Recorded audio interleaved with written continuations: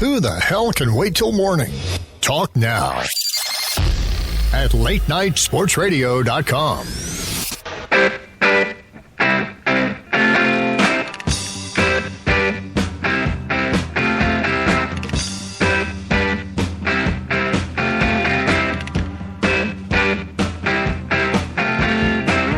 You guys still there? Yeah, I'm here. All right. I'm not hearing anything. Yeah, no, he's gathering things on the screen. Okay. Keith, you there? Yeah, you couldn't hear the intro music again? No, was there music playing? Yeah, there was. Oh, cool. And everybody, is the show happening right now? the show's happening right now. Everybody heard you guys bantering. Isn't that awesome? That's my favorite is when shows just kind of happen. You just walk right into it. Like, we love doing that with guys like Mark Grody and stuff, where just call them up. Hey, man, guess what? You're on the air. So, well, it goes like this, folks. Welcome on in to the Johnny Bobbo Show on LateNightSportsRadio.com. I hope you enjoyed my intro music. I would have. Oh, I felt like I heard it there for a half second. Where'd that come from? It didn't come from me. I think that was my cell phone. I'll turn it on. You know, damn it, Jim. I didn't even get a chance to introduce you. I already got to yell at you. Well, this is what's happening, folks. A pretty packed show tonight for the most part. We got Joshua Greenberg making his return stop here from Last Word on Sports.com. Last Word Jberg on Twitter. And he's going to be talking a little bit baseball. Obviously, with the postseason going on, the Toronto Blue Jays and the Cleveland Indians facing off. And, you know, is Cleveland going to bring it home again? You know, they brought it home in the NBA. Can they do it in the major leagues? Well, we're going to find out. We're going to talk a little bit about the Cubs, see what's going on there, and check in on this Dodgers game right now. Dodgers and Nats trying to fight to find out who's going to make it to the NLCS against the Chicago Cubs. But before all that goes down, we're going to talk to our guy, Jim Weidner. You already heard me yell at him once. I'm going to yell at him again. Jim Weidner, what's happening, dude? I can't take the abuse. It's so much. I know. We're really mean to you. At least you're not like condescending to any of our questions or anything like that. So we always appreciate that out of you, Jim. Well, I appreciate yeah, you appreciate me loving on you, man. How's life been treating you? It's going good. I just want to take a quick moment and wish my oldest daughter a happy 9th birthday today. Ooh, 9th birthday. Look at that. Next week, my young lady, she will be turning 14. Weird. Oh, wow. Yeah, how about that, huh? Yeah. Dig in. I heard it's going to even get better after 14. Oh, it's been fantastic to this point, man. It's funny because my sister cuts my hair, and I'm sure you know I have ridiculous pomp on the top of my noodle here. And so she's done a variety of things with her hair, and all the women will tell you, you know, they hate her because she has such beautiful hair. It's long, it's thick, it's curly, all that fun stuff. So what does she do? She goes and gets a Johnnie haircut, like literally the same haircut I have. And like, so since my sister cuts my hair, she basically just gave her the same damn haircut. And I don't know, she makes it look good. Her hair's blue though. Mine is still blonde. Maybe some gray in there somewhere. But yeah, no. So that's what's happening. If you want to talk about your daughter's birthday, or you want to talk about some fantasy football, give us a call 585-633-7487. Otherwise, give us a tweet at LN Sports Radio. You can also find us on Facebook at the Johnny Bobbo Show. Anywhere you want to find us, just hunt us down, Johnny Bobbo Show, and we'll be right there for you. But Jim, my man of the FantasyGreek.com at Jim Weidner 51 on Twitter. It's looking like a pretty interesting week here, week 6. You know, the Bengals are going to be getting +8 heading into New England. And now New England, get this, they're 5-0 straight up and against the spread at home since 2008 in games following an away game and a loss in its previous home game. What are you thinking? Are you going to take that 8 on the Bengals? I am going to take the 8 on the Bengals, and some people might think I'm crazy for doing so, but I think Marvin Lewis is actually playing for his job right now, and, you know, 8 points is, even with Brady playing his, I think this is his first home game since his suspension, I think that's a lot of points to be given a Bengals team, especially the Bengals. Besides playing for Marvin Lewis's job, he's going to have to. They're still trying to stick in the playoff race at this point, and coming off a very discouraging loss to the Cowboys last week. I think they're going to come back, and I think this is going to be a tight game. I haven't bought into the Patriots defense as much as a lot of people. I think they play a very prevent style defense, give up a lot of yards, and with A.J. Green playing, I think that probably will be a mistake. I see this as as a close game, but I see a lot of points scored this game too, so you might want to look at the over for this game as well. Yeah, and now kind of looking at it, one of the biggest things, at least with Tom Brady, I've noticed is the more you get pressure on him, the more you're able to disrupt the guy. Much like any other quarterback, he's going to have some problems. But if you give him a clean pocket, he's just going to slay you. And I mean, is that kind of what you see coming here? Do you think the Bengals can get the pressure on Tom Brady and the New England Patriots offense? Well, I think that the Bengals have played, it's almost borderline with perfect playing inside. They play borderline dirty at times, and I think that's going to frustrate Brady. I think Brady, like you said, Johnny, he doesn't like to be hit, especially at his age. He doesn't want any part of it. The right. Patriots' offense has struggled in the last couple of years protecting him. So I think the Bengals is a good matchup, their defense against Brady's offense. Now, Gronkowski, funny enough, actually made kind of a splash last week. Funny enough, when Brady came back, he started to play a little more. Yeah. So that'll be an interesting matchup this week. But I just think 8 points is a lot, especially for a team that's, trying to stay in the playoffs and trying to keep their head coach to have a job. I think that's a lot of points, and I think the Bengals are going to keep it close. Now, like I said, I expect a lot of points being scored in this game. Yeah, and now kind of moving over to that Baltimore game. So you got the Giants at home against the Baltimore Ravens. The Giants are going to be giving 3 on this one. These are teams, they both had pretty promising starts and have gone the wrong direction ever since. And it seems like the offense has kind of been their biggest problem. But if we're going to put it to the numbers here, Baltimore, they're 9-0 against the spread in its last 9 games as a road underdog versus an opponent coming off a loss. So what is that going to do for you? Are you going to go with the Giants here, or do you think Baltimore is going to stick to that and add that to the 10-0 here and go in there as the road underdog? I like the G on this in this game. I think that they're bound to get back to their winning ways. I mean, they start off the season 2-0, lost a tough game last week in Lambeau to the Packers.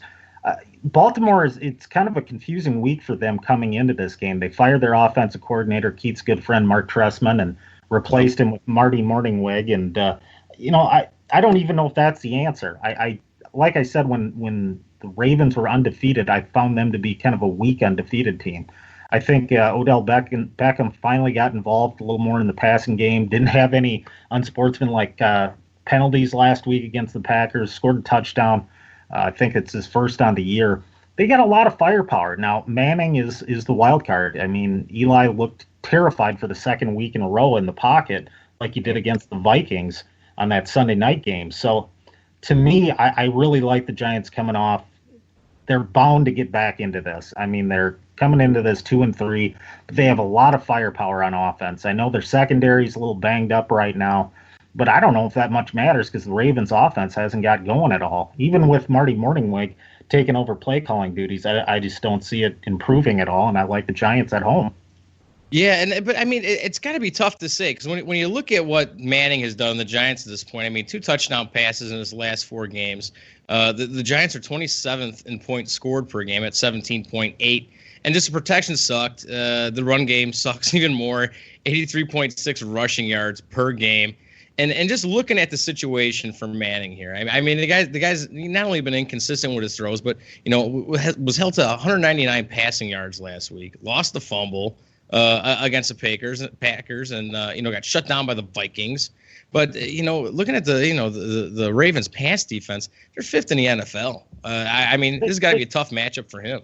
It is a tough matchup, but I think a lot of it has to do, if you're looking to. If somebody's looking to place blame on this offense, I think that Ben McAdoo, their head coach and offensive play caller, has got to take some responsibility of this.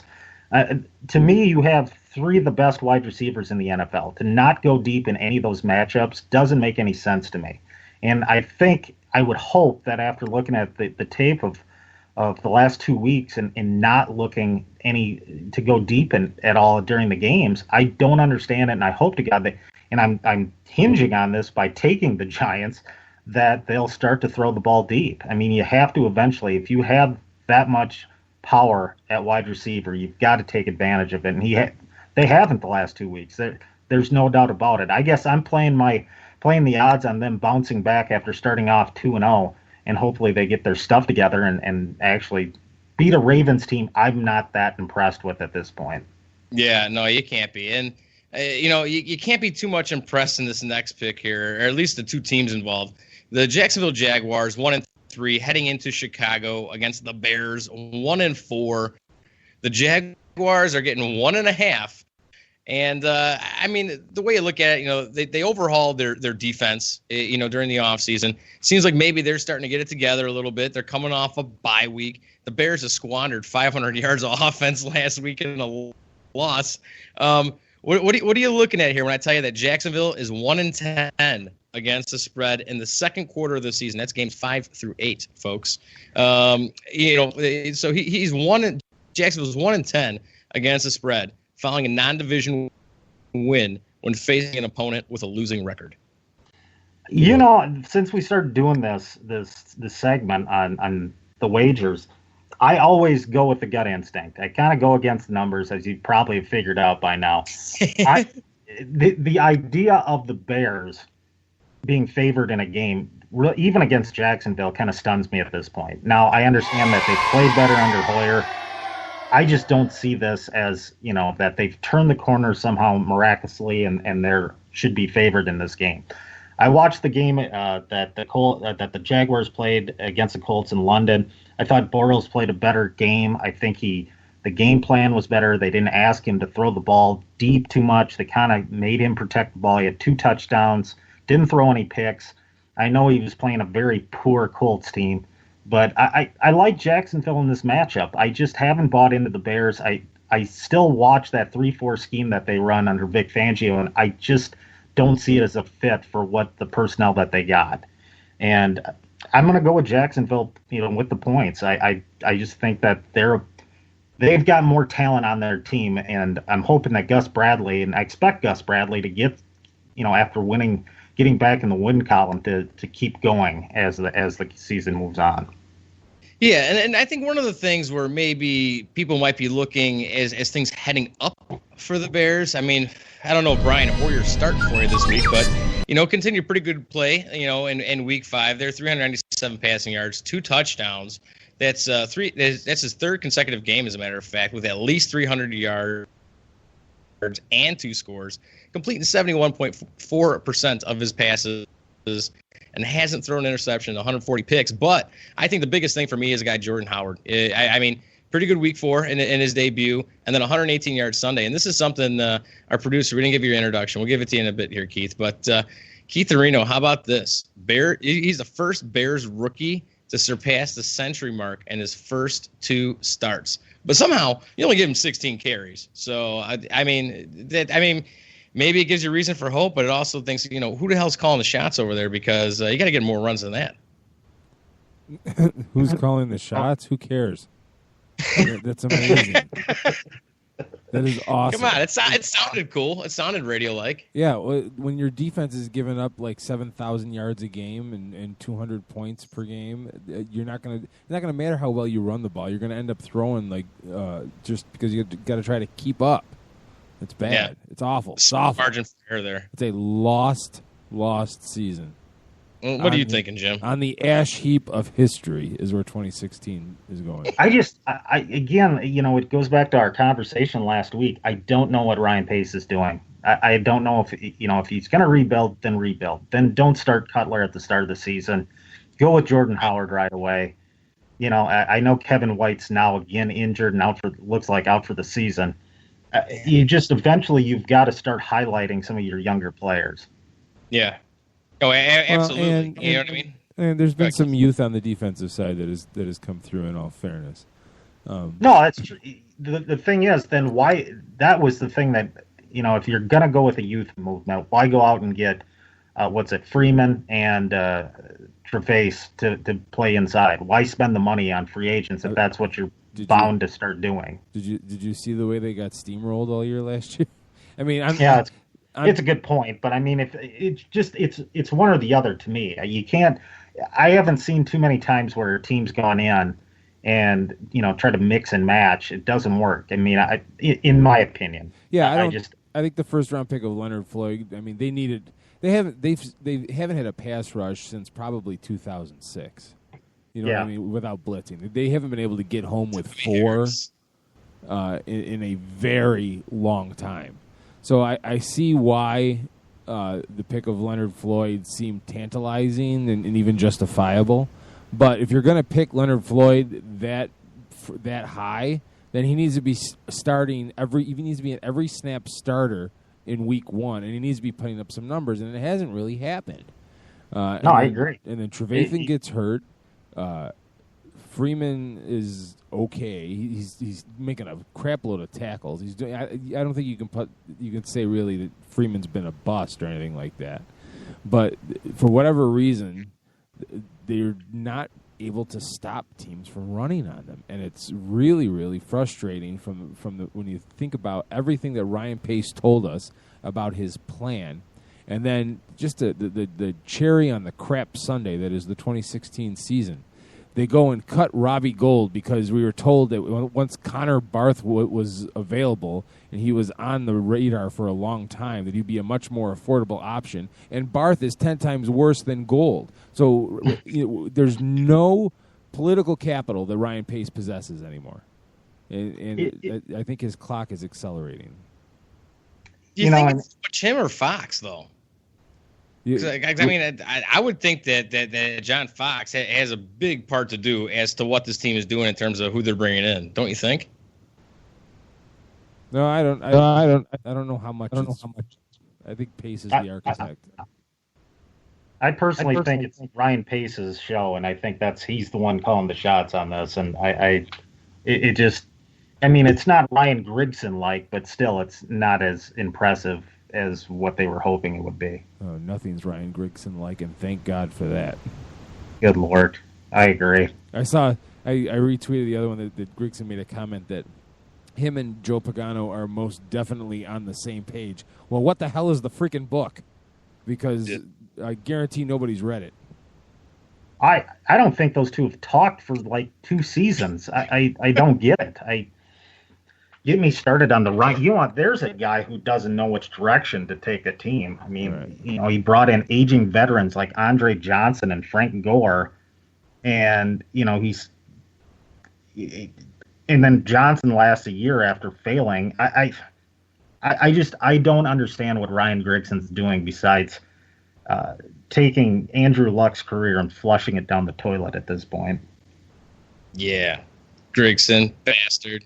Anyways, let's help some people out, Jim.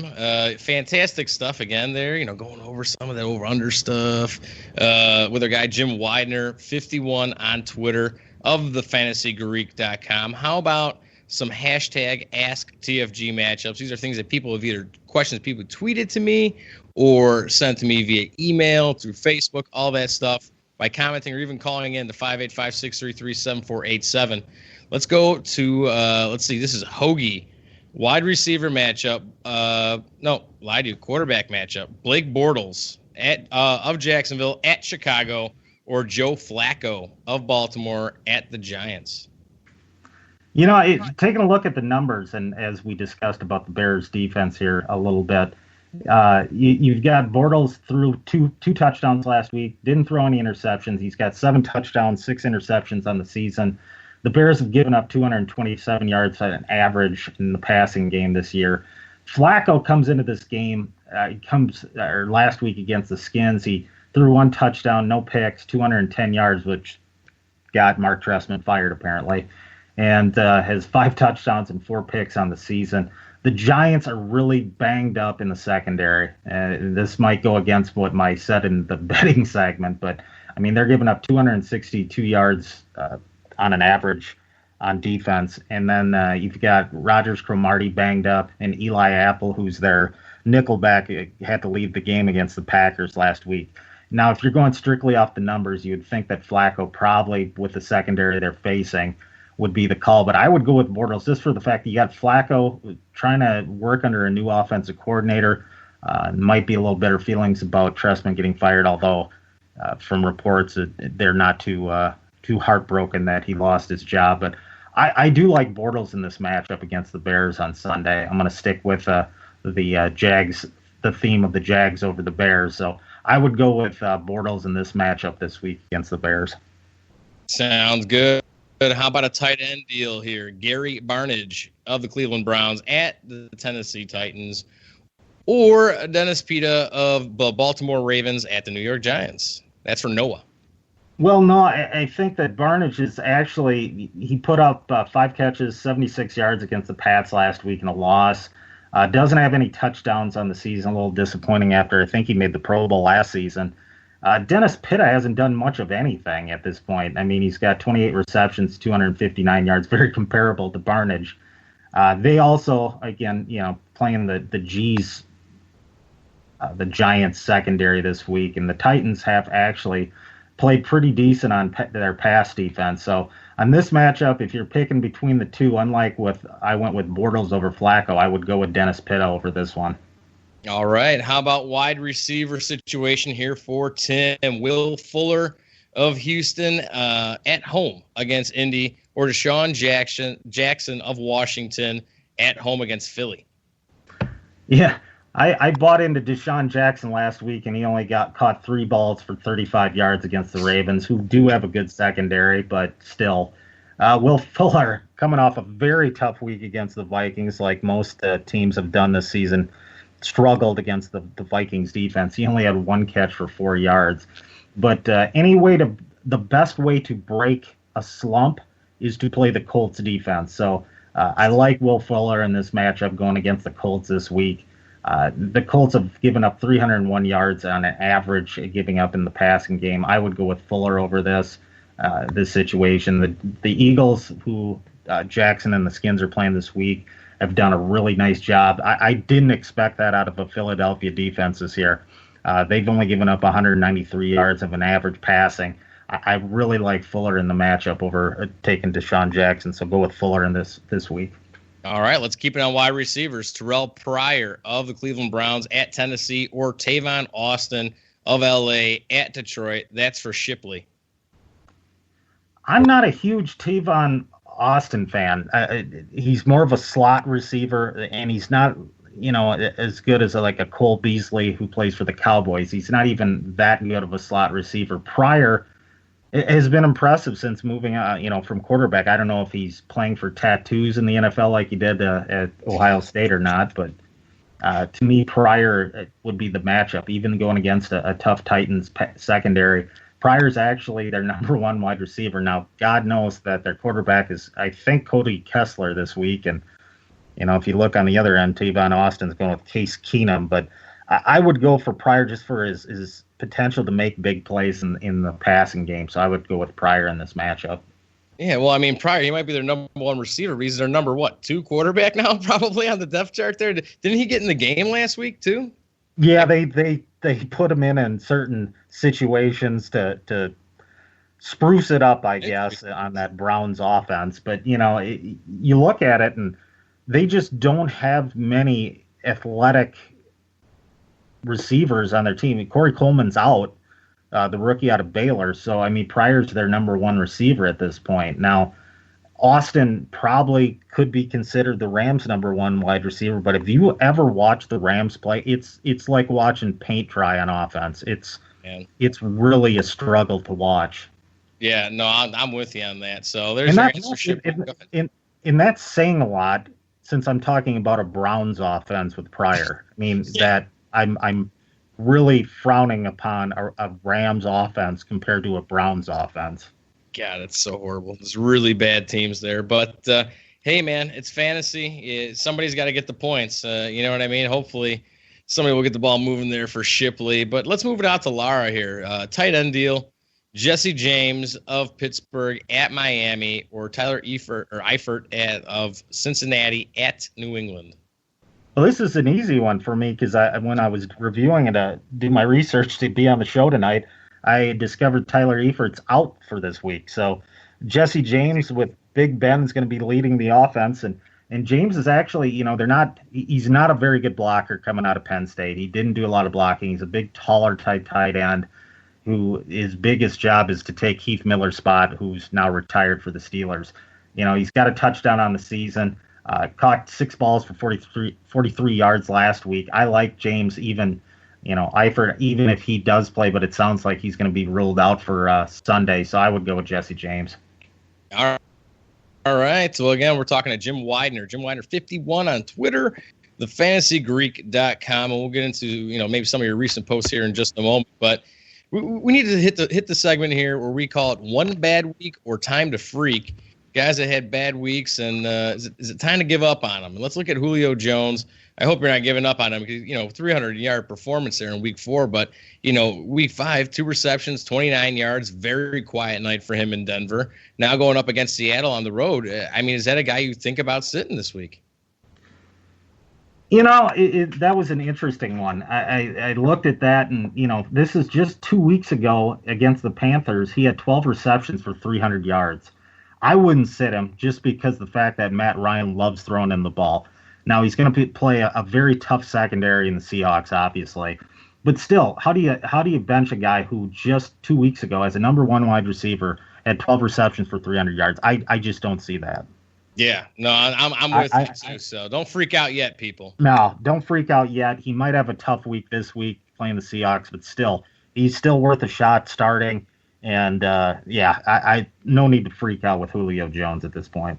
All right. Well, how about another wide receiver in Miami? The guy's been a target monster, Jarvis Landry. Been getting plenty of touches, but limited 3 receptions, 28 yards last week. No touchdown, and what seemed to be a good matchup for him going up against Tennessee. How do you think things are going to go for him week 6 at home against Pittsburgh? Are they going to start Marino at quarterback? Well, you don't like Tannehill? Come on now. Oh my good Lord, no. That's the problem. I like Jarvis Landry. He's a punt returner. He's athletic. He's fast. He's stuck with a quarterback that is not Ryan Tannehill, to me, is a very solid backup in this league, and they paid him like he was an all-pro, and I don't understand it. And Adam Gase is stuck with him at this point. I think it's time to freak out if you got Landry on your roster, not because of who he is, but who he's playing with. You got to hope that Tannehill improves tremendously quickly, and I just don't see it happening. It hasn't for the first couple seasons that he's been in or couple of seasons of his career, and I just don't see it improving. Yeah, and well, now how about a guy like this, Michael Floyd, another guy of Arizona wide receiver, and he's always had a lot of promise, but he's always been super unpredictable. Just like in week 5, 0 receptions, but now he's going up against the Jets at home. What are you doing with Michael Floyd? I'm freaking out at this point. That it's well, I love to say that, and it's harsh because he's a Minnesota kid, and I watched him play in high school and followed his career at Notre Dame, and he's big, he's athletic, and he's got solid hands. He just hasn't put it in and week out. And, Palmer's coming back. Carson Palmer's coming back off a concussion, so that might help. But still, he hasn't flourished with Palmer even in the lineup. The ageless wonder, Larry Fitzgerald, actually is doing more. I would freak out. At this point, he's proven, he's shown that he isn't productive with Palmer. Last week, what was it? I think he had 1 catch, or 0 catches last week against the Niners. Boy, that's a red flag to me. I'd freak out a little bit about that if you get Michael Floyd on your roster. Yeah, no, I'm with you. Time to freak. How about Lamar Miller, running back of Houston, 8 carries, 1 reception, and replaced late in the game by Alfred Blue since Minnesota kind of got out to an early lead on that one. Now he's facing Indy at home. What are you doing? Well, like I said earlier, there's nothing like breaking a slump with having the Colts come into town. I think he's going to be better this week. The Vikings defense is just a juggernaut right now. But Miller hasn't rushed for over 100 yards since week 1 against the Bears. I think he bounces back this week against a very weak Colts defense. Not time to freak out. In fact, play him this week and expect a big game out of him. All right. How about another running back, Jeremy Hill of Cincinnati? Quintessential boomer bust player. Last week, 4 carries, 12 yards, re-aggravated his chest, and now he's going up against New England. In New England. What are you doing with Jeremy Hill? Well, you got to freak out a little bit because with the injury, his status for this week is up in the air. But he still hasn't been, for a big physical running back like him, and they're prone to injury. I would freak out a little bit with this injury and the fact he hasn't been that productive. Giovanni Bernard might be a nice pickup if you've got Hill on your team. If he's still available in leagues, I would look to him, who I consider a better running back anyways. But Hill, to me, you've got to be a little freaked out with the injury and the lack of production at this point. I'm with you, my man. And let me ask you something, Mr. Jim Weidner. Where can we find some of your new stuff? I know, obviously, the fantasygreek.com, but what could we be expecting here in the days to come? Jim? Keith? And we made it to the end before we had our What's that? We made it to the end this time before. Yeah, before he disappeared, before he got eaten by the Skype monster. See, I told you, that's where we're a little late to the road today, man. I had to update that Skype. He's still connected, so I wonder if he maybe hit mute by accident. Oh, there he goes. There he goes. See you, Bob, Jim, whatever the hell we got here. Oh man, what a trip, dude! But I mean, again, you can find Jim Weidner at thefantasygreek.com, also at Jim Weidner 51 on Twitter, and it's just fantastic read. The guy obviously knows what the hell he's talking about, and has steered many listeners and callers and tweeters and Facebookers the right direction when it comes to who to play, who not to play. And that's why we love Jim. Jim's a pretty fantastic guy, don't you think, there, Keith? Oh, absolutely. Yeah, absolutely. So, yeah, I got to ask. Before we're going to bring Joshua Greenberg on here in just a bit, but what do you think so far about watching kind of some of these guys come up through fantasy that were, I guess, otherwise kind of guys that were, waiting in the wings, the second stringers and stuff that are finally starting to get a chance. 'Cause, I mean, Langford was the guy, initially with the Bears. I actually went out there and drafted Langford. He's been out now for a while with that ankle or foot thing, whatever he's got going on. But now you see Jordan Howard step up. I mean, there's plenty of room for guys like that. I mean, what was it, Adam Thielen of Minnesota right now? That happened last week. The guy blew up for 127 yards and a touchdown. Mm-hmm. And, sure, it came against an injured Texans secondary, but I mean, whenever they've asked him to perform, the guy's been able to step up and has earned a couple more shots, and I think you're seeing that with a lot of guys right now in the NFL. It's that time of year. Well, I mean, if you're a serious fantasy football player, this is the time of year that either makes or breaks your season, and especially if you're going through a down spell. You know what I mean? That would be this guy. Yeah. Yeah, I haven't won a game in one of my leagues.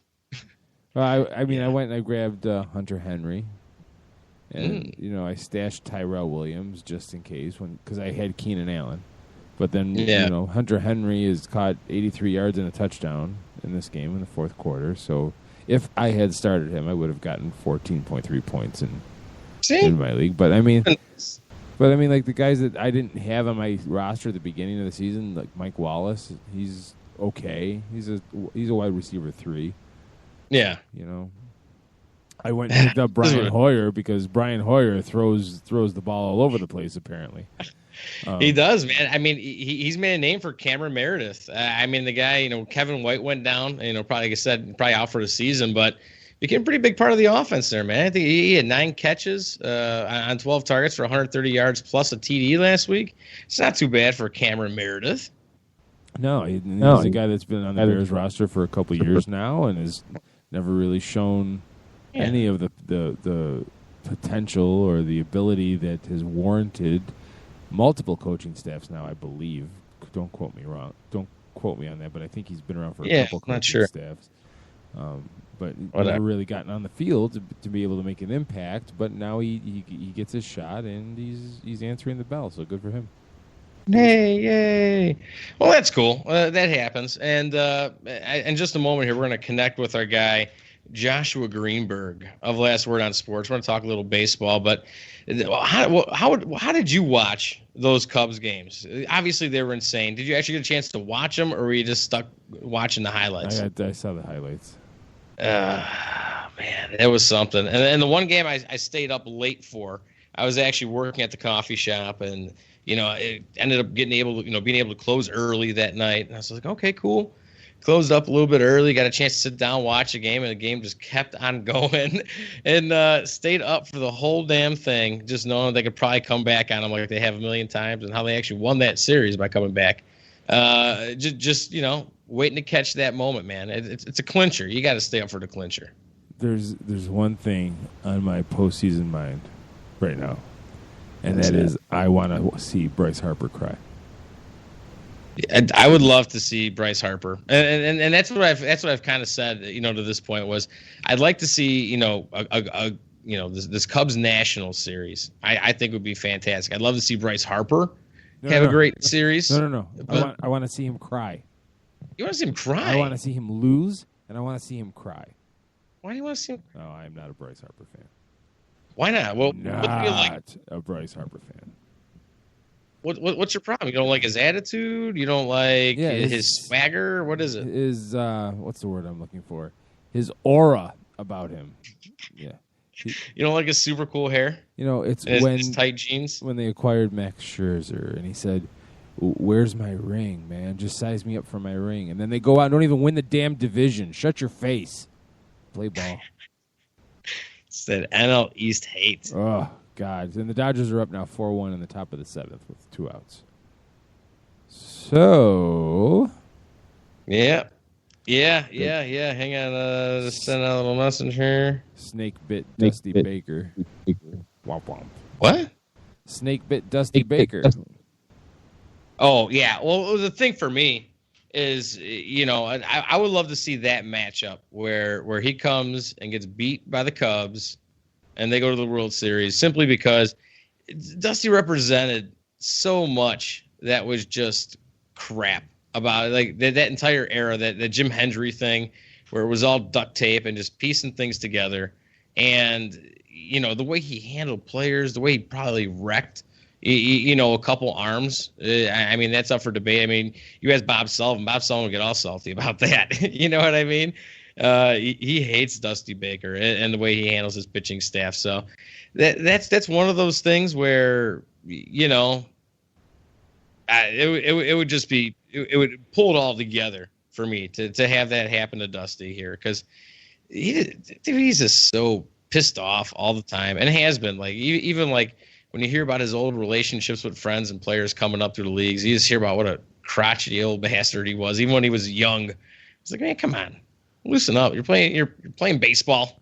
You know what I mean? Now you're managing it for how long? Fairly successful television, broadcaster, analyst, whatever you want to call it. Well, he's an equal opportunity offender today because they've given up 4 runs to the Dodgers, and Max Scherzer gave up 1. Mark Repchinski didn't record an out, gave up 1. Blake Treinen, however you say his name. Recorded 1 out, gave up a run. Sammy Solis recorded an out and gave up a run. Then Sean Kelly didn't record an out, and then he brought in Oliver Perez, who managed to end the inning mercilessly. So, for the record, kids, in the 7th inning, 5 pitchers, 5 pitching changes in the 7th inning. Why? Why do you need that many pitching changes? That's why Rob Manfred has the asinine idea of limiting the amount of pitching changes in a game, is because of jag-off moves like that. I've been talking to you, so I haven't been watching the game, obviously, but I'm assuming it's already left the matchups. Yeah, not a good thing. Not a good thing for them. But, I mean, it was going to be – overall, it's going to be pretty tough for the Nationals, I just think, without having, Steven Strasburg there for you. Yeah, well, I mean, don't you think? Don't you? Isn't that a guy that you need to have? You know what I mean? To go in, if you're going to be trying to make a serious run at a World Series. Well, yeah, because the guy, when he's on, he's lights out. All right. Well, But I just sent you our wonderful friend's phone number here because we need to give Joshua Greenberg a call because apparently he's having a difficult time calling in. So what is going on here? It's bizarro world in the Skype land. I don't know. There's got to be something that other people are using where they can have successful podcasts, even if they suck. Well, because I double checked to make sure that I was updated today. Yeah. And now it's doing this weird thing where people are calling, but the window doesn't pop up to tell me people are calling. I'm just realizing this now. Hello? Hey, Joshua. Hey, you got me. Well, what's going on? We're talking right here to Joshua Greenberg, baseball department head at lastwordonsports.com and at lastwordjberg. What's going on, Josh? How you been? Oh, I've been pretty good. How about yourself? Oh, not too shabby. I'm glad we were able to at least hook up with you here. I know you're having a hard time. And we have like the most asinine problems all the time with Skype. I don't know what it is about any non-Skyping entity. It has like the most difficult time calling into us. Yeah, I've never had a problem calling in before. It was just tonight. I don't know. I don't know what was up, but I'm glad we got to hook up eventually. Yeah, how about it, man? So, this postseason it has been incredible, at least for me, watching all the Chicago games firsthand. What for you, I guess at this point, has probably been the most intriguing thing or maybe the most surprising thing? Because I don't think anybody thought Texas was going to get knocked out as quickly as they did. With the even year thing with the San Francisco Giants, that got put to an end. But, be even? What was it? Was it believing, right? Was that what that guy believing. Hashtag believing. Oh, good Lord. I don't know, man. What's been the biggest part for you so far that's been the most enjoyable and surprising?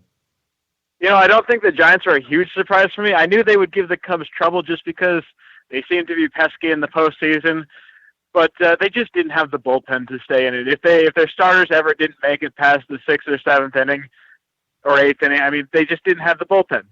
And Moore pitched a great game, and maybe they should have left him in, but the Cubs just they outlasted them as I kind of thought they would. Even if it had gone another game, I felt the Cubs would outlast them.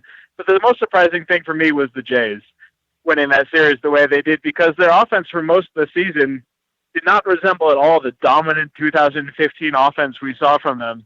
And then once they got to the postseason against the Rangers, maybe it was just playing the Rangers. They're sort of new rivals now that turned them on, but something flipped the switch for the Jays, and they got that 2015 home run hitting, impossible to get out offense going, and I think that was the most surprising thing for me.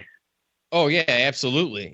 And I guess one of the things that kind of bugged me a bit about the postseason so far is the way they've split things up with the new TV deal, and I guess the AL series is going to be on TBS for everybody now, and what's the other? Is TBS or SNet, whatever SNet is. I'm assuming Sportsnet, whether it's Comcast or whatever you have. But then the NL Championship Series, that's going to be on Fox and FS1. But it was kind of hard for some people to find games, at least here in Chicago, because some of the games were on MLB Network, and on Fox Sports 1. And why wasn't that just on Fox? You know what I mean? Like the way it had been years prior. I think they just made it really difficult for people to try to find these games. They did make it a little too difficult, I thought. I personally didn't have any problems, but that's, I think, because I actively looked up which channels they would be on. But for the casual observer, you wouldn't guess that most games would be on, FS1 or especially TBS. And I don't get really why they do that. TBS isn't a baseball channel. They carry a few games a year, but they're not a baseball channel. I don't know why they give a channel like TBS rights to the postseason, especially when their broadcast isn't even very. The quality is not great. Let's be honest. Their broadcasters are mediocre at best, and the graphics they have around the side, they don't have a pitch count most of the time. They didn't have a strike zone for most of the ALDS series. Yeah. It doesn't make a lot of sense to me to not have it just consistently on MLB Network or maybe ESPN. ESPN, for all their faults, at least knows how to carry a baseball game. Oh yeah, no, and that's a truth too. And we knocked the 4-letter network quite a bit just because of they like to cut their balls off some of the guys where you just can't have an opinion there. And I don't know. So we'll knock it for that. But when it comes down to broadcasting, a game like you said, they at least put it all there for you. You know what I mean? The basics. And it's something that you're just missing from that broadcast. It's I don't know. I guess it's kind of a hard watch. You know what I mean? When you don't really necessarily know what's going on all the time or how many pitches have been thrown or what the count is or whatever. So, yeah, no, that's something that kind of bugged me a bit. But one of the things that I'm most excited about, you mentioned the Jays. The Jays are going up against the Indians. I didn't think the Indians would have made it this far, but you look at hot hitting, you look at hot pitching. Toronto this year, fourth in the major leagues with 221 home runs, 6 players with 20-plus home runs, 20 or more. And they look at, the hot pitching that they got, that Cleveland got out of, Corey Kluber earlier in the year. I mean, 3.14 ERA, 227 strikeouts, and 215 innings. Obviously, he's a little bumped now, but, as Indians rode that staff into the postseason and played the ALDS without 2 of their top starters, and Carrasco and Salazar, how do you think they're going to manage to go up against Toronto after, just stifling the Boston's offense there, who led the league in OPS? I think, actually, that right now the Jays are a tougher test for the Indians than the Red Sox are right now. And I think we have to go back to the Red Sox for a little bit to discuss this, because the Red Sox were a great offense this season, historically great in some regards. But they were not, they had problems. I mean, there were times during the regular season, every now and then, where for short periods of times they would go cold as a team, and not cold in that they wouldn't hit, cold in that they wouldn't hit with runners on base. And that's what happened with them in the last week of the regular season and into the postseason. They were still hitting, but they wouldn't hit with runners on base. Like you look at the series with the Indians, they were outscored 15-8, but they were only out hit 26-21. The Indians had 26 hits to the Red Sox 21 hits. So the Red Sox were still hitting. They just weren't hitting when they had guys on base. The Jays right now are doing that. They're hitting with guys on base. Everyone's hitting home runs. They've got power. They got their power going. So while the Indians' pitching was very good, especially Corey Kluber, they weren't exactly holding the Red Sox in check. It was mostly the Red Sox themselves holding themselves back. I think that the Jays are a much bigger test because they're so hot for this injured Indian staff. I still think the Indians have a good chance to win the series because they're a solid all-around team, and they have a veteran manager in Terry Francona who knows how to manage a playoff staff. But right now, the way the Jays are hitting, they're a much bigger test for the Indians than the slumping Red Sox were. Yeah, again, we're talking to Joshua Greenberg here, baseball department head at LastWordOnSports.com, at LastWordJberg. And you look at that Indian staff, and now it's going to be up to Kluber, Bauer, and Josh Tomlin to carry the load for them here down the way. And, coming in, basically since June 1st forward, they had the number 1 record in all of the AL at 68-43. How do you think this layoff is going to work for both teams? Obviously both coming off sweeps, but do you think that the bats are going to have a hard time staying hot, or do you think that it's going to give enough room there for maybe some of the injuries to Kluber to kind of heal themselves a bit, maybe give Danny Salazar a chance to kind of get better there to work his way in? Did we just lose him? Keith? Yeah. Can we call Josh back, please? We made it 10 minutes that time. Yeah, that was pretty good, actually. Yeah, no, but I mean, that's kind of the thing that I'm getting at here. I mean, there was such a hot team going into it. With Salazar, I think if he's actually able to get back healthy, he's got that forearm strain, but he's a guy, where you can go out there, put him in the bullpen, and you really only need 5 decent innings out of your non-starters. For instance, like I said, like the Klubers, the Bowers, Tomlin. But I mean, you're able to stretch it out a bit when you got a guy like Salazar there. If he's able to come back, and I don't know, what do we think? I just think it's a big help for them. At least they have that. Knowing what a great bullpen they have to begin with Miller in there, and Cody Allen. I mean, they've been able to shut things down. Yeah, I'm sorry. We're getting a call back, and I can't figure out how to add it to the group call with this new Skype update. This is just flipping fantastic. Yeah, that's all right.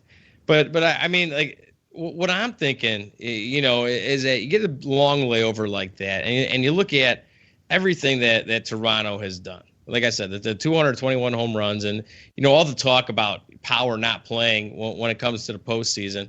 It's a bunch of malarkey. You know what I mean? I mean, we've seen it this year. We've seen it, the last several years, where that's just not necessarily the case. I mean, the power is going to play. Sure, it's cold, and so that's going to take some of the life out the ball. But overall, I don't think there's any validity to that argument whatsoever anymore. Yeah. I'm not listening to you, Johnny. I'm trying to figure out what's going on and do both, okay. And I'm failing miserably right now. No, you're not. Oh, no. My gosh. This is awful. This is just I just sent you the phone number again down there, if that makes life a little bit easier for you. Can we make fun of me right now? No. I'm giving you the phone number, buddy. Trying to help out, man. We should. I love you. This is just hideous. No, it's not. No, it's not. I mean, and here's the thing, is like I said, you're thinking about Toronto and all the the hot bats that they had, and I don't think people realize what Cleveland had done. I mean, they had the Hey, I'm back. Oh, hey, Joshua Greenberg, what's up, brother? How are you? Hey, sorry about that. I guess we got disconnected for some reason. That's what happens here. Do you want to know what it is? What is it? Somehow my Skype status got set to do not disturb. So that's why it's not putting up any windows saying that a call is coming in. And how we got disconnected. Of all the things that I do to prep for this freaking show every week, I ran out of Skype credit because we dialed him, and that cost money. So I had to put more money in my account.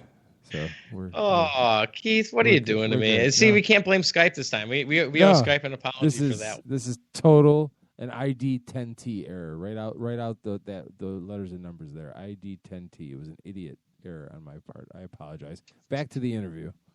Yes, no, you're a wonderful man, brother. But what I was getting to, can you hear me? Yeah, I can hear you.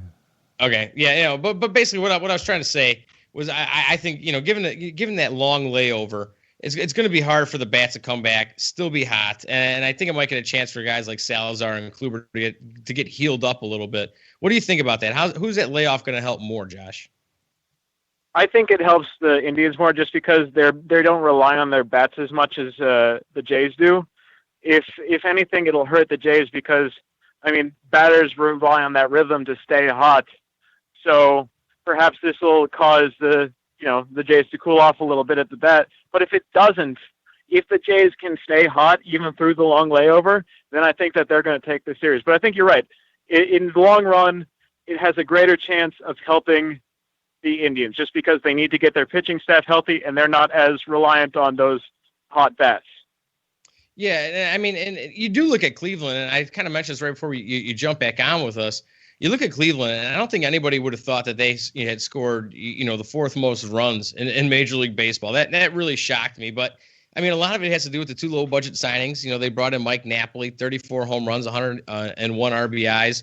Rajai Davis, 43 stolen bases, one in the AL. And just Francisco Lindor is probably one of the best, all-around ball players in the MLB right now. The guy can hit for average, power. He gets on base all the time. He can steal. Plays awesome defense at a really difficult position. Have you been surprised to see Cleveland, at least hit as well as they have? Because they didn't get enough credit for it, that's for sure. And I even almost didn't realize that, they were as productive as they were. I think that I think maybe I'm surprised, but maybe I shouldn't be surprised about Cleveland because they don't have a lot of big name ball players, but they have solid ball players like Lindor, who doesn't get the name recognition that like Xander Bogaerts gets because he's on the Indians. I don't know, but he's one of the best all-around ball players, as you said, in the game, and he can hit. They just have guys who can hit, and they have a manager in Terry Francona who knows how to get the most out of the guys he is to work with. You look at that 2004 and 2007 Red Sox squads, they weren't necessarily the most talented teams in the league, but they scrapped and they fought and that came from Terry Francona, and he knows how to get those guys to do that. So, I mean, we maybe shouldn't be surprised that the Indians were as successful as they were. Yeah, no, and it is that thing about Francona. The fact that he's been there, and I think that's maybe is what gives them a little bit of an edge, because I'm not, all that terribly confident in John Gibbons and what he's going to be able to do with them. But, looking at the fact that it's going to be a 7-game series, that might hurt Cleveland a little bit, like I said, in terms of them being shorthanded, from the pitching staff wise. But, I mean, what are ways that you can slow down a guy like Edwin Encarnacion, 1.417 OPS and 2 home runs in the division series. Guy's got plenty of stuff on his resume. He's set up for a big payday here. And I mean, how can they shut a guy like him down? Are you just going to pitch around him? Because, I mean, but Bautista still hasn't been all that bad either. I think that for the Indians right now, the only pitcher who has a legitimate chance of shutting him down purely is Kluber, just because Kluber has been so great despite, he's a little banged up. He's just still been so great. So Kluber, I think, may be able to shut him down even if he remains hot. But I think for the rest of the staff, you have to hope that either facing Kluber messes him up a little bit or the layoff messes up his timing a little bit. Because right now, the way Encarnacion is hitting, there's just no way to stop him. It's just, he's as hot as anybody in the league ever was at any point in the season. And Bautista, too, is sort of coming back from his season-long slump. So you face those two in the lineup. You just have to hope that their time off messed with their timing, or you have to hope that facing Kluber sort of, gets them off their confidence a little bit. But right now, if Toronto's still hitting as hot as they were in the division series, I think this is going to be a very hard series for the Indians to win. Yeah, and another thing too, I'm thinking about is Encarnacion. You're talking about what a great year he's having. 42 home runs. And, how do guys, the CEO, Mark Shapiro, and also, Ross Atkins, the GM there, wrapping up their first season in Toronto, how do you not open up the checkbook to keep a guy like Encarnacion around, with him being a free agent? Because basically everybody says he's on his way out the door. I mean, you're right. And before the postseason, we probably all thought that both Bautista and Encarnacion, or at least one, was headed out the door. I mean, it would take obscene amounts of money to keep both of them. But the way they've been hitting in the postseason, and especially Encarnacion, it's hard not to envision them keeping that one day Encarnacion, or even both. And the latest reports, out of the Toronto region look like they're going to try to keep both if they can. And I think that's a smart move. I mean, they're kind of the cornerstones of that franchise right now, the faces, and they lead the offense. They lead the way for the rest of the hitters. I mean, no matter who is hitting around them or behind them or in front of them, doesn't matter. As long as those two are on, it's a dangerous lineup. Yeah, for sure. Okay, let's spin it back out to this NL deal here. So you got the Nationals going up against the Dodgers, and I mean, which team do you think poses a bigger challenge for the Chicago Cubs? Because the Cubs, even though the middle of the order isn't necessarily coming around yet with the bats, you got to imagine that come the championship round here, you're going to get a couple of those guys swinging the bats a little bit better, like guys like Rizzo and Addison Russell. Chris Bryant got started a little bit there. Who's the biggest threat for them right now, the Nationals or the Dodgers?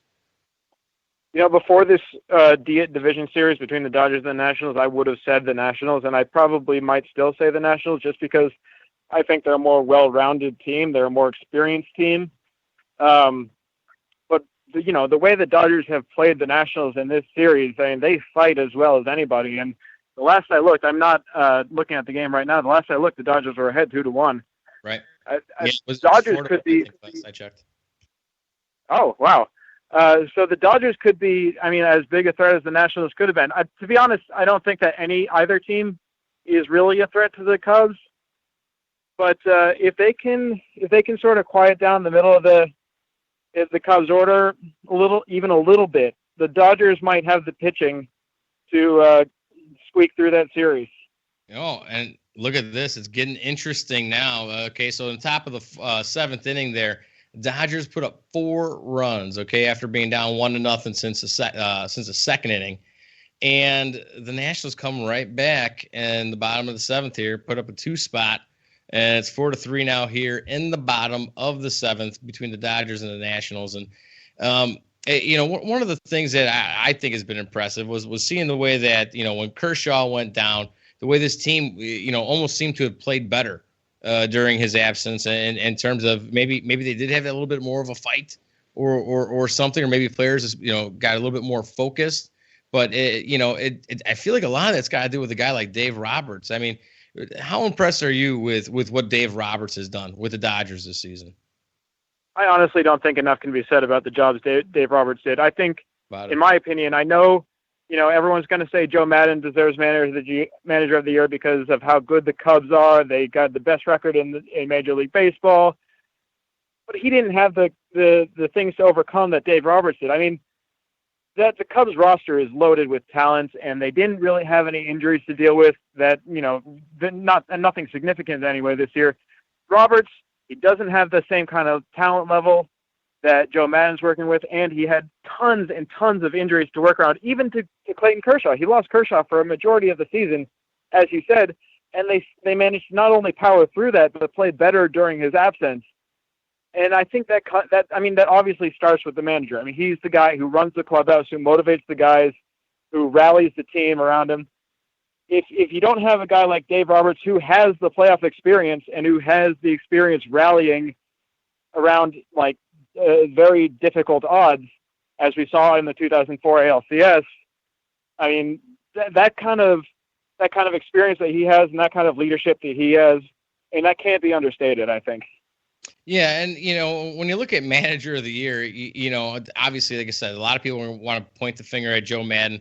I think people are going to realize, the level of talent that he has there.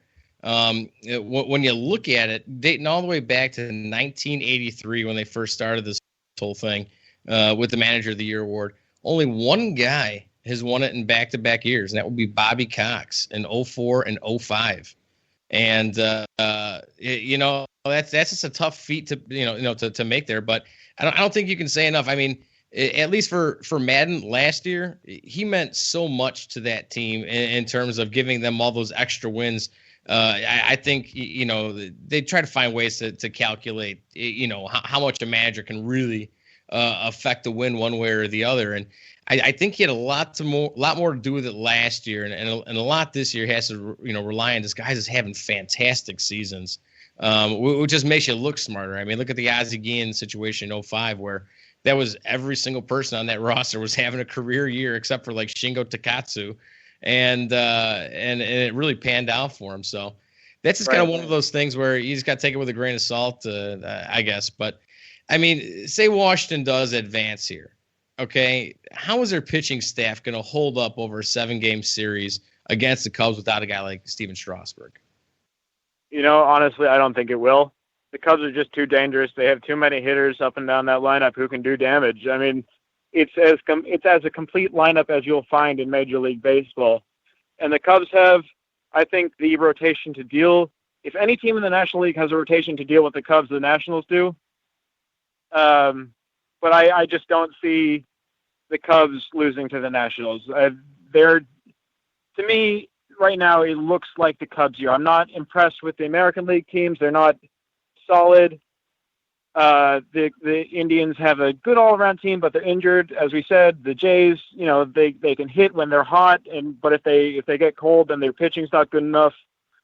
And the Nationals, without Strasburg, their rotation is a question. They can hit, sure, but their rotation is, you never know. So I think that if any team has a chance to knock the Cubs off, it would be the Nationals, but I just don't see it happening.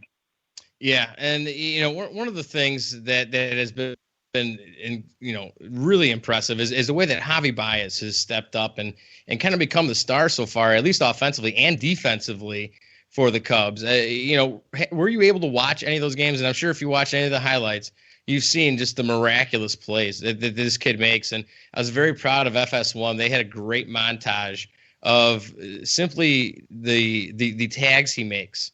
He with the quick hands and that snap tag that he does, and it is somehow he can take the ball, whether it's high or low, and put it in the right spot and get the out. And I mean, kid plays with a ton of energy. Were you able to catch any of that? Yeah, I was able to catch some of it, and it's not just his plays in the field, which are incredibly impressive, but he's been clutch at the plate too. I think that he's earned that everyday second base job next year. I know Ben Zobrist has been solid for the Cubs, but he's been more of a utility player over his career anyway, and I think that he's suited to that role, and he would serve the Cubs well in that role next year. But Javi Baez he's young, and he's excessively talented, as we've seen, and I think that he's definitely earned the second baseman's job next year. Yeah, and maybe let me scare some Cubs fans here. And I know we're getting ahead of ourselves a little bit, but say you do give that job to Javi Baez. I mean, obviously, man has that relationship with Zobrist, but don't you think you could probably still get a pretty penny for moving a guy like Zobrist, just knowing that you have so many other guys coming up through your system, and you can't just keep blocking positions, even though he can play everywhere. I mean, would it be all that surprising if the Cubs were going to move Zobrist next year after just signing him in the previous offseason? Not at all, not to me, especially because Baez has really come up and sort of shown he can take over the second base role, and because the Cubs have such a good farm system coming up. I don't see that there's any negative to training him, especially because he does have a lot of value. He played very well this year, and as you said, he can play almost every position on the field. He can certainly play every infield position. Yep. And that alone, that versatility alone, even without the ability to hit, is valuable to any manager in the league. And Zobrist can hit. So, I mean, they could get a very good deal for Zobrist. I don't see why they wouldn't trade him, in fact. Yeah. No, I'm with you. Joshua Greenberg, man, fantastic. Sorry about all the technical difficulties. Yeah, no worries, man. Feel like a major jerk, but that's just kind of how things happen every now and then. But let me ask you, when do you have a new article coming out here? Anytime soon? You never can tell. It's sort of we fly by the seat of our pants at Last Word on Baseball. We put out stuff when we have good ideas, and you should always be checking back just to see what we might have. Yeah, and I know, didn't you just start your own like baseball division or website for Last Word? We did. Yeah, lastwordonbaseball.com. That is awesome. And I know we can all find you on the Twitter bot at Last Word Jayberg. Thanks a ton for coming on, Josh. Really appreciate you, man. And like I said, hopefully we'll be having you on soon here. We'll talk some more baseball. Absolutely, man. Thank you for having me on. Yeah, hell yeah. Take care, Josh. Be good. Awesome You stuff. too. Yeah, thank you. Fantastic guy. Great articles too. The insight that he has, absolutely love it. Actually takes a little bit deeper look into some of the numbers and helps explain some of the numbers, which is a man of kind of the way I like to do things. So I'm a big fan of him. Glad to have him on. And you know what, buddy? Let's why don't we cut to a break here right before we get our guy Coty VanCura on here for some celebratory 40s on the Johnnie Bobbo Show on LateNightSportsRadio.com.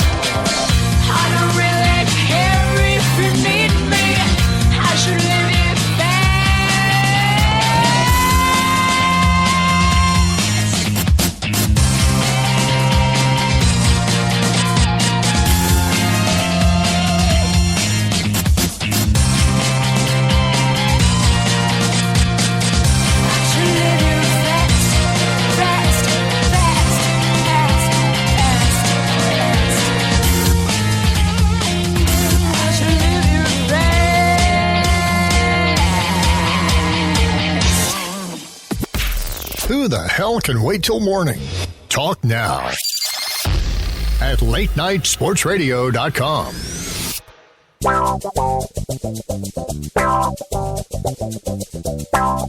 And now it's time for the man, the myth, the emo prince of the Midwest, Coty VanCura. Hey, what's up, brother, man? Hey, what's going on, guys? Oh, not much. I love the music. It makes me like move cha-cha in my seat. I'm excited you can hear it. I'm so yeah. I couldn't hear the intro earlier in the show, so that was just awkward silence for Keith, and you're like, oh, hey guys, we're on the air. Okay. So yeah, that's all right. That's how it goes sometimes. So what's going on, Coty? Nothing much. Just on a break at work right now. Pretty sweet. Working at the coffee shop? Yeah, being a cute little barista boy. Ah, that's cool. I hope the girls are tipping you well. And the cute little boys are tipping you well too, buddy. Tipping me with kisses. Nothing better. Nothing better, buddy. So nothing better than the nice, wet French kiss. That's why you're Francois VanCura. That's where I get the name. It's true. It's true. He's Francois. You see him on Facebook. You see him in the posts. You see him tagged. You've checked out Celebratory Forties on the Facebooks, no? Yeah, you have, Keith. Sure. I know you've been there. All over it. So Coty, let me ask you something, man. It's been a second since we had a band on, but we're gonna bring one on today, and they have some special ties to you, some bloodlines there. Yeah, it was my uncle's old ska band. You know, we have a lot of third wave bands on. They were a second wave band in the 80s up until 93 when he died. So, you know, very inactive for years. You know, I tried to find their music. All I could find was like cassettes my aunt had. But on Cassette Store Day, they re-released pretty much their whole discography. So it was a really cool thing they did. That's gnarly, man. I'm super excited to hear this. Can you tell me a little bit more about you know, your uncle, and like what instrument did he play, and he played lead guitar. Lead guitar, and what else, man? Tell me some cool things about your uncle. Like I said, I was 1 year old when he passed away, so I really never got to know him that well. But from what my aunt told me, he was a huge Tom Waits fan, loved rockabilly and ska. Super cool guy. It's a shame I never really got to know him. Yeah, for sure. I mean, especially how much you love music. Do you have that song queued up for us, Keith? All good to go. Awesome. Why don't you introduce this song, Coty? Could you introduce the name of it? How about you do it, Keith? The Revolutionary Night by Rude Guest. How about that?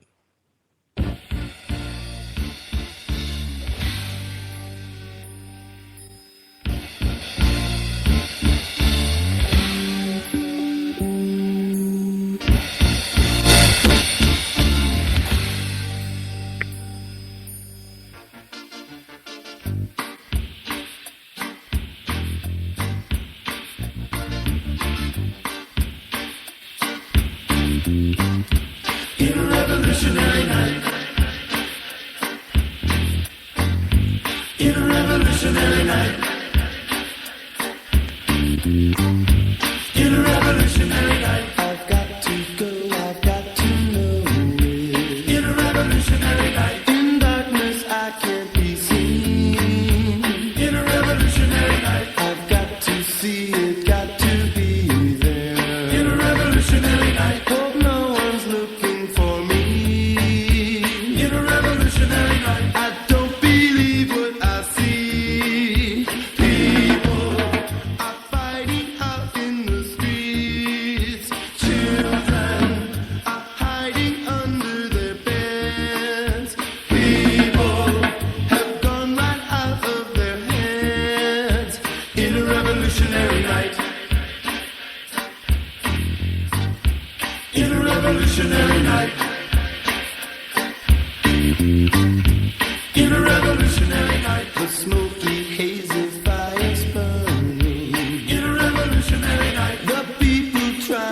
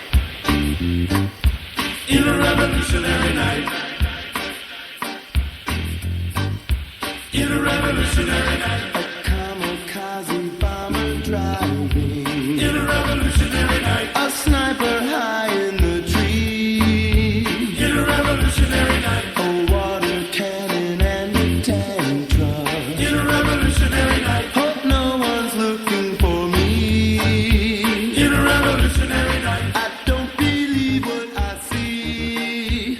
People are fighting out in the streets. Children are hiding under their beds. People have gone right out of their heads.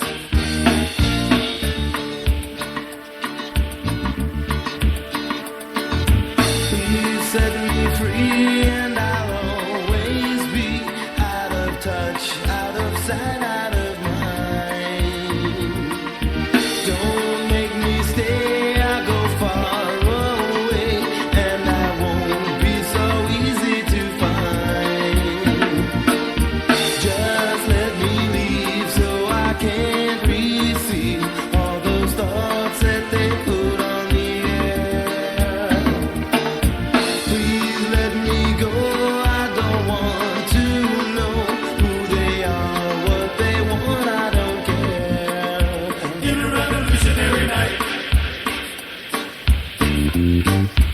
In a revolutionary night. In a revolutionary night. In a revolutionary night. In a revolutionary night. In a revolutionary night. In a revolutionary night. In a revolutionary night. In a revolutionary night. How about that? Revolutionary Night by Rude Guests. And, you know, Cody, it's, excuse me, it was a pretty fantastic thing they did last Saturday, October 8th. Several Chicago imprints, regularly, reissue tapes, put together a bunch of special releases. And this is, part of it. The band was around from 1982 to 1993. And, doing a little bit more looking into kind of, what all brought them together. I guess they were super dedicated to the cassette format simply because, it's just very expensive, try to record otherwise. And they did everything they could to, make the music happen. But I mean, you're kind of stuck when you don't have a whole ton of money. Yeah.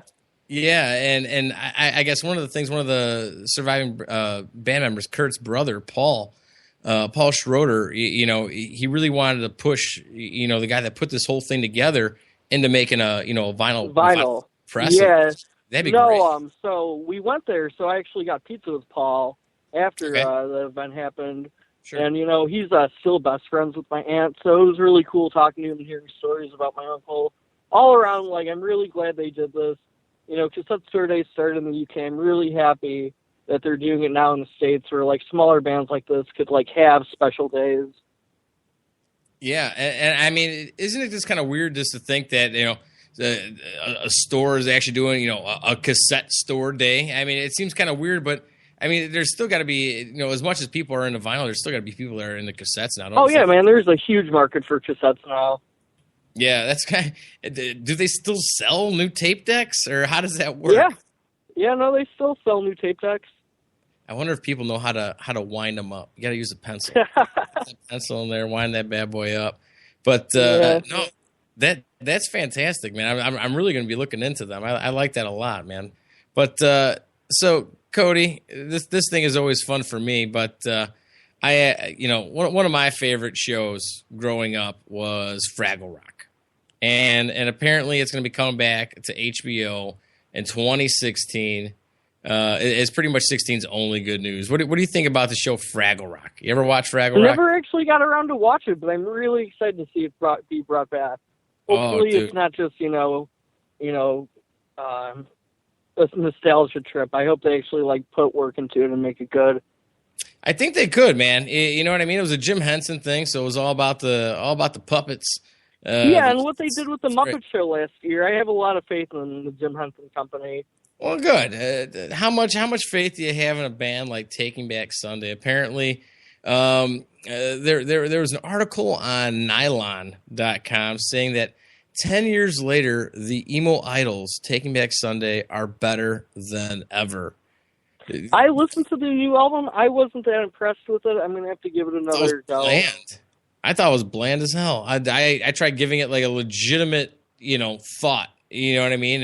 Which is such a bummer because the album they released before this one was incredible. It sounded like early Taking Back Sunday. And like the early stuff, you didn't have to try to like it. It was just good. You know what I mean? You're kind of trying to force yourself into it. Yeah. Yeah. But it's always a pleasure talking to you guys. I need to get back into work. Yes, you do, Cody. Thanks for coming on, brother, and sharing some great tips, brother. You guys have a good night. You got it. Have a good night to Cody, and it's going to be have a good night to you because we got to wrap this whole thing up. We got to thank our guest, Joshua Greenberg, baseball expert over there at lastwordonsports.com, at lastwordjberg. Big thanks to him. Sorry for our technical difficulties, buddy. And then, as always, major thanks out to Jim Weidner at JimWeidner51 on Twitter, thefantasygreek.com. Big thanks to the best producer in the world, Keith. Man, you hold things together, brother.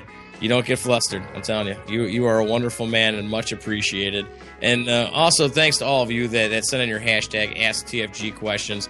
Be sure to check out thefantasygreek.com and also like the Johnnie Bobbo Show on Facebook. Go there, find it, find Celebratory Forties, like it, find it. It's great stuff. And again, thank you very much, everybody. I appreciate you and have a great night. Be good.